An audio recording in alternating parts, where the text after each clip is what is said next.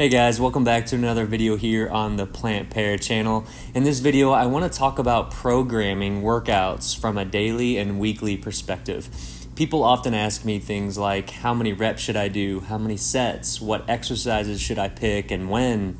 And honestly, I take a very relaxed approach to this. So today I want to share how I think about programming, how I decide what to do on any given day, and why I don't get bogged down in spreadsheets or rigid plans.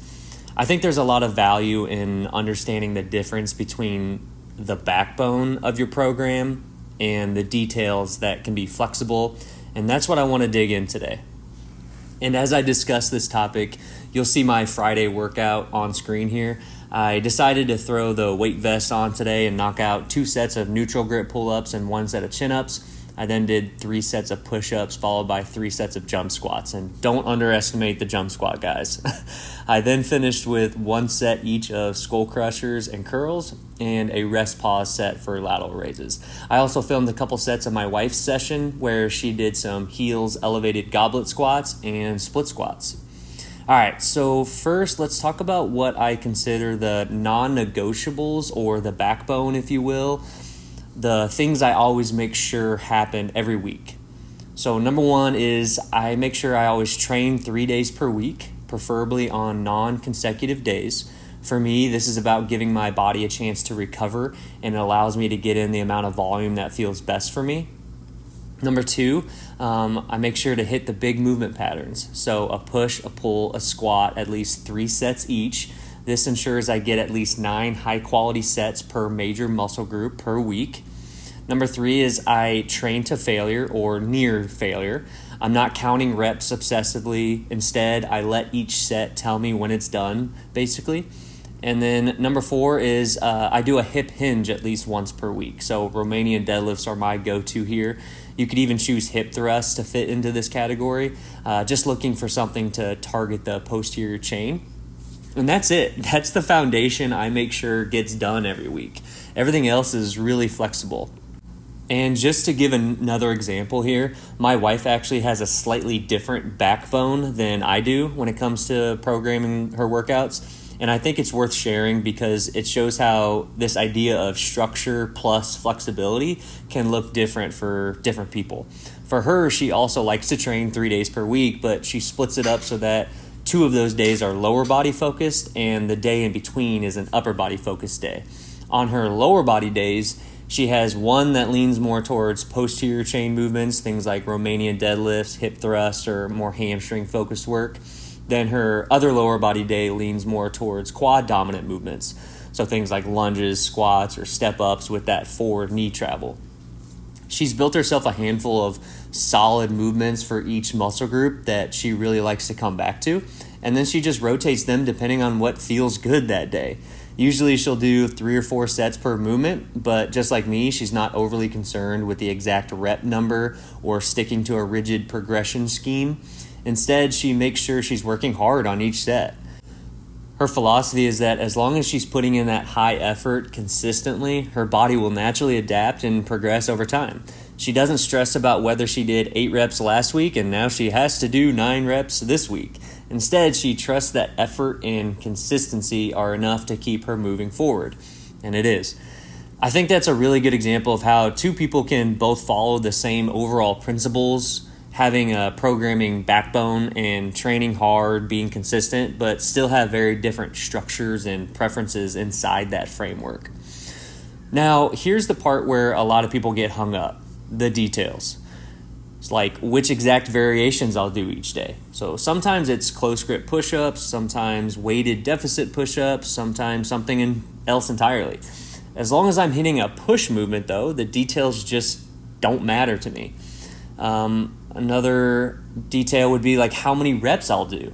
I don't have a set number in my head. Sometimes it's 8 to 10, sometimes it's 15 to 30. I let the effort guide me. And then rest periods. So sometimes it's 60 seconds, sometimes it's 3 minutes. It depends on how I feel and how intense the previous set was. I like to let my breathing return to normal and get back to a state in which I feel I'll be able to put forth maximal effort into the next set. Basically, I focus on the philosophy rather than the exact numbers. I know the direction I'm going, but I leave room for flexibility. So why do I do it this way? Why not just sit down, plan every little set, every rep, every minute? So first, it keeps training enjoyable for me. When you're not constantly checking a spreadsheet, you get to move intuitively and listen to your body. Second, it's really adaptable. Life happens. Sometimes I have less time. Sometimes I feel stronger than usual. I can call audibles without worrying about ruining the program. And third, it builds consistency. By focusing on non-negotiables or that backbone, I always get in the essential work, and I'm less likely to skip workouts because I feel like I have to do it perfectly. Think of it just like having that backbone set and then filling in the details based on how you feel that day. So when I walk into a workout, here's my thought process. Number one, I look at the big picture. I know I'm going to do a pull, a push, and a squat this workout, but have I done my hinge for the week? Number two, decide on variations that feel good today.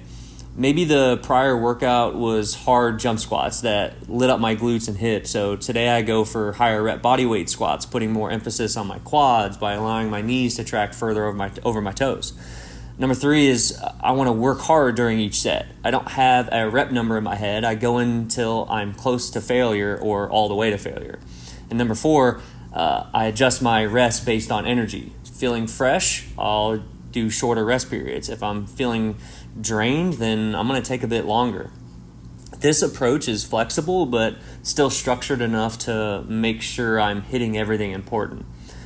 And then once that backbone is covered, sometimes I'll throw in isolation work if I'm feeling good and have a little extra time. Things like bicep curls, tricep extensions, or lateral raises. I don't have a rigid plan for these. Sometimes I'll do them at the end of one workout. Sometimes at the end of all 3 workouts in a week. And other times I'll skip them completely. It really just depends on how I feel that day or that week. I tackle these the same way as my main movements in terms of taking them to failure and simply just working hard. I do, however, only normally do 1 set per isolation exercise, as I don't feel it takes much to exhaust these muscles, especially after they got worked via the compound movements prior. The key thing is that I never let those optional movements replace the backbone. So the push, the pull, the squat, and then the hinge work always gets done. Once that foundation is locked in, the isolation stuff is just extra, more of a bonus round type of situation if I want it. I get a lot of questions like, won't I stall if I don't have a strict plan, or how do you know if you're progressing? The truth is, as long as you are training consistently, hitting the big movement patterns, progressively challenging yourself, and simply working hard, you're going to get stronger and build a great foundation. You don't need a perfect program. You just need a framework that works for you. So the takeaway here is simple. Focus on the backbone, leave room for flexibility, and let the details work themselves out naturally. The numbers, the exact reps, the rest periods, they matter far less than consistency and effort. If you keep this philosophy in mind, you can make training fun, adaptable, and sustainable for the long term, without getting bogged down in spreadsheets or the rigid programming. At the end of the day, your program should serve you, not the other way around.